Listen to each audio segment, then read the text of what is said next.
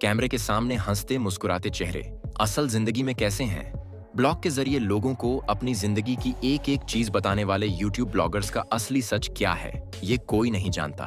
तभी तो एक ट्रैवल ब्लॉगर की सच्चाई ने पूरे देश को हिलाकर रख दिया। एक ट्रैवल ब्लॉगर जिसके यूट्यूब वीडियोस को लाखों लोग पसंद करते हैं, जिसकी मुस्कान और घूमने का जुनून देखकर हर कोई उसका फैन बन जाता है। लेकिन क्या आप जानते हैं कि यही ट्रैवल ब्लॉगर आज देश की सबसे बड़ी सुरक्षा एजेंसियों के निशाने पर है? जी हाँ, हम बात कर रहे हैं ज्योति मल्होत्रा की, एक ऐसी लड़की जिसने हरियाणा के छोटे से शहर से निकलकर ट्रैवल की दुनिया में नाम कमाया। लेकिन अब उस पर देश से गद्दारी और पाकिस्तान की खुफिया एजेंसी ISI के लिए जासूसी करने का इल्जाम लगा है। और अब तो सवाल यह खड़ा हो रहा है कि ज्योति ने ISI एजेंट दानिश से शादी कर ली। क्या उसने अपने देश को धोखा दिया, या फिर ये सब एक सुनियोजित साजिश का हिस्सा है? आइए इस सनसनीखेज कहानी को शुरू से अंत तक खोलते हैं और जानते हैं कि आखिर क्या है ज्योति मल्होत्रा का असली चेहरा। हरियाणा के हिसार शहर की गलियों से निकलकर ज्योति मल्होत्रा ने वो मुकाम हासिल किया जिसका सपना हर कोई देखता है। उनके YouTube चैनल ट्रैवल विद, जो कि 3.5 लाख से ज्यादा सब्सक्राइबर्स हैं, और इंस्टाग्राम पर लगभग 1.25 लाख लोग उनकी हर पोस्ट को लाइक और शेयर करते हैं। ज्योति की वीडियोस में एक अलग ही जादू था। वो अपने फैंस को दुनिया की सैर करवाती थीं। खूबसूरत नज़ारों से लेकर स्थानीय खाने और संस्कृति तक सब कुछ उनकी वीडियोस में होता था। लेकिन इन चमकती वीडियोस के पीछे एक ऐसी सच्चाई छुपी थी जिसने पूरे देश को हिलाकर रख दिया। ज्योति की जिंदगी तब तक एकदम परफेक्ट लग रही थी जब तक उनकी मुलाकात एक शख्स से नहीं हुई। उस शख्स का नाम था एहसान उर रहीम उर्फ दानिश। ये नाम सुनकर शायद आपके मन में सवाल उठ रहे होंगे कि आखिर ये दानिश कौन है। तो सुनिए, दानिश कोई आम इंसान नहीं था, बल्कि पाकिस्तान के उच्चायोग का कर्मचारी था, जिसे भारत सरकार ने ISI का एजेंट मानकर 13 मई 2025 को देश से निष्कासित कर दिया था। लेकिन सवाल ये है कि एक ट्रैवल ब्लॉगर और ISI एजेंट की मुलाकात कैसे हुई, और ये मुलाकात इतनी गहरी कैसे हो गई कि आज ज्योति पर देशद्रोह का इल्जाम लग रहा है। 22 अप्रैल 2025 को जम्मू कश्मीर के पहलगाम में एक आतंकी हमला हुआ जिसने पूरे देश को सकते में डाल दिया। इस हमले ने न सिर्फ सुरक्षा बलों को बल्कि आम लोगों को भी झकझोर कर रख दिया। लेकिन इस हमले का एक ऐसा कनेक्शन सामने आया जिसने सबको चौंका दिया। जांच एजेंसियों को पता चला कि इस हमले से पहले ज्योति मल्होत्रा पाकिस्तान गई थीं और फिर वहां से लौटकर सीधे कश्मीर पहुंची थीं। ये महज इत्तेफाक नहीं था। NIA और IB की जांच में सामने आया कि ज्योति ने पठानकोट के आर्मी कैंट और एयरबेस की रेकी की थी। उनकी वीडियोस में धार्मिक स्थलों की सुरक्षा व्यवस्था पर खास फोकस था और कुछ संवेदनशील जगहों की जानकारी भी साझा की गई थी। ज्योति की वीडियोस, जो पहले उनके फैंस के लिए एक प्रेरणा थीं, अब जांच एजेंसियों के लिए सबूत बन गईं। उनके YouTube और Instagram अकाउंट्स की गहरी जांच में पता चला कि वो एनक्रिप्टेड ऐप्स जैसे WhatsApp, टेलीग्राम और स्नैपचैट के जरिए ISI एजेंट्स के साथ संपर्क में थीं। इन चैट्स में ज्योति ने न सिर्फ भारत की सुरक्षा से जुड़ी जानकारी साझा की, बल्कि दानिश और एक अन्य ISI एजेंट हसन अली के साथ अपनी पर्सनल लाइफ के बारे में भी बात की। इन चैट्स में ज्योति ने पाकिस्तान में शादी करने की इच्छा तक जाहिर की थी।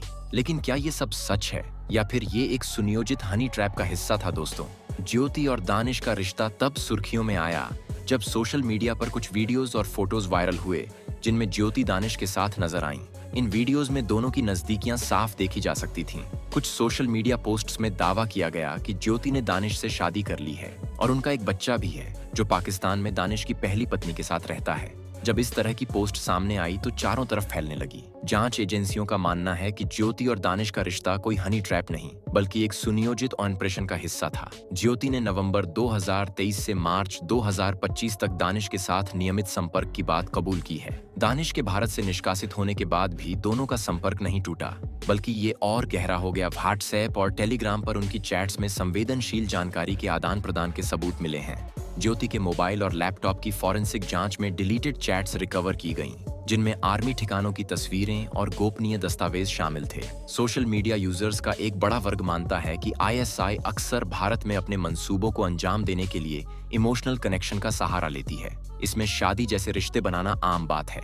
अगर ज्योति ने सचमुच दानिश से शादी की है तो ये भारत की सुरक्षा के लिए एक बड़ा खतरा हो सकता है, क्योंकि पति पत्नी के रिश्ते के पीछे छुपी साजिश को पकड़ना किसी भी जांच एजेंसी के लिए आसान नहीं होता। सोशल मीडिया पर ज्योति और दानिश की शादी की खबरें आग की तरह फैलीं। कुछ यूजर्स ने उनके रिश्ते को महज एक अफवाह बताया, तो कुछ का मानना है कि ISI भारतीय लड़कियों को फंसाकर अपनी साजिशों को अंजाम देती है। एक्स पर वायरल कुछ फोटोज और स्क्रीनशॉट्स में ज्योति और दानिश को साथ में पार्टी करते देखा गया, लेकिन इन तस्वीरों की सत्यता की कोई पुष्टि नहीं हुई है। फिर भी ये अफवाहें लोगों के बीच सनसनी बनकर फैल रही हैं। सोशल मीडिया ने इस मामले को और भी उलझा दिया है। कुछ लोग ज्योति को देशद्रोही बता रहे हैं तो कुछ उनके बचाव में उतर आए हैं, लेकिन सच्चाई क्या है ये तो जांच पूरी होने के बाद ही पता चलेगा। हालांकि अभी तक कोई आधिकारिक दस्तावेज सामने नहीं आया है जो ये साबित करे कि ज्योति और दानिश की शादी हुई है। पुलिस ने इस पर भी जांच करी और फिर हिसार पुलिस ने इन दावों को सिरे से खारिज कर दिया। पुलिस का कहना है कि शादी या धर्म परिवर्तन का कोई पुख्ता सबूत नहीं मिला है। फिर भी सोशल मीडिया पर ये अफवाहें आग की तरह फैल रही हैं। दोस्तों, ज्योति मल्होत्रा की कहानी सिर्फ एक ट्रैवल ब्लॉगर की नहीं, बल्कि एक ऐसी शख्सियत की है जो चमक दमक की दुनिया में छुपकर कुछ और ही खेल खेल रही थी। उनके वीडियोस में वो पाकिस्तान की तारीफ करती नजर आती थीं। वहां के अधिकारियों से उनकी नजदीकियां साफ दिखती थीं, लेकिन ये नजदीकियां सिर्फ दोस्ती थीं या फिर इसके पीछे कोई बड़ा मकसद था? ये सवाल हर किसी के मन में है। ज्योति के बैंक अकाउंट्स की जांच में भी चौंकाने वाले खुलासे हुए।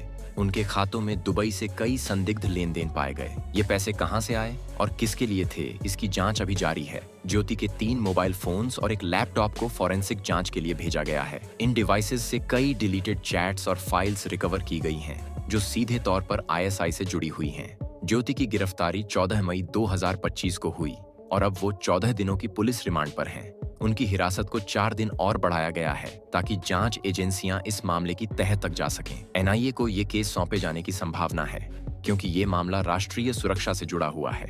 ज्योति के परिवार और पड़ोसियों के लिए ये खबर किसी सदमे से कम नहीं थी। उनके पिता ने कहा कि अगर उनकी बेटी ने कोई गलती की है तो उसे सजा मिलनी चाहिए, लेकिन उन्होंने ये भी कहा कि पाकिस्तान में दोस्ती करना कोई गुनाह नहीं है। ज्योति के पड़ोसियों ने उनके बदले हुए व्यवहार पर सवाल उठाए। उनका कहना था कि ज्योति पहले काफी मिलनसार थी, लेकिन पिछले कुछ सालों में वो अजीब सी हो गई थी। वहीं ज्योति के दोस्त और परिवार देशद्रोह के इल्जामों को सिरे से खारिज करते हैं। उनका कहना है कि ज्योति एक देशभक्त लड़की है और वो अपने देश के खिलाफ कुछ नहीं कर सकती, लेकिन जांच में मिले सबूत कुछ और ही कहानी बयां करते हैं। ज्योति के पास से आर्मी ठिकानों की तस्वीरें, गुप्त नक्शे और कई गोपनीय दस्तावेज बरामद हुए हैं। ये सबूत साफ तौर पर बताते हैं कि ज्योति किसी बड़ी साजिश का हिस्सा थीं, लेकिन इस साजिश में और कौन-कौन शामिल था, ये अभी तक साफ नहीं हो पाया है। दोस्तों, ज्योति मल्होत्रा का मामला सिर्फ एक ट्रैवल ब्लॉगर की कहानी नहीं है। ये उस खतरे की घंटी है जो आज के डिजिटल युग में हर किसी को सचेत करती है। सोशल मीडिया ने हमें दुनिया से जोड़ा है,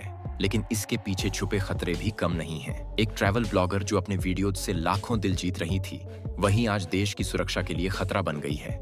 ये कहानी हमें बताती है कि दुश्मन अब सिर्फ सरहद पर नहीं, बल्कि हमारे फोन की स्क्रीन के पीछे भी हो सकता है। ज्योति की कहानी में अभी कई सवाल अनसुलझे हैं। क्या वो सचमुच दानिश से प्यार करती थीं, या फिर ये सब एक सुनियोजित साजिश थी? क्या ज्योति ने अपने देश को धोखा दिया, या वो खुद किसी बड़े जाल में फंस गईं? इन सवालों के जवाब तो जांच के बाद ही मिलेंगे, लेकिन एक बात साफ है कि आज का युद्ध सिर्फ बंदूक और बमों से नहीं लड़ा जाता।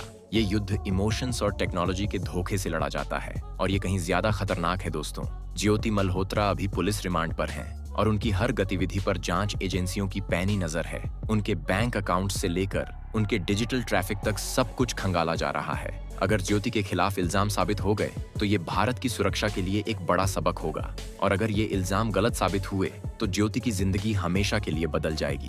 अब आप क्या सोचते हैं? क्या ज्योति मल्होत्रा देश की गद्दार हैं, या फिर वो खुद एक साजिश का शिकार हो गईं?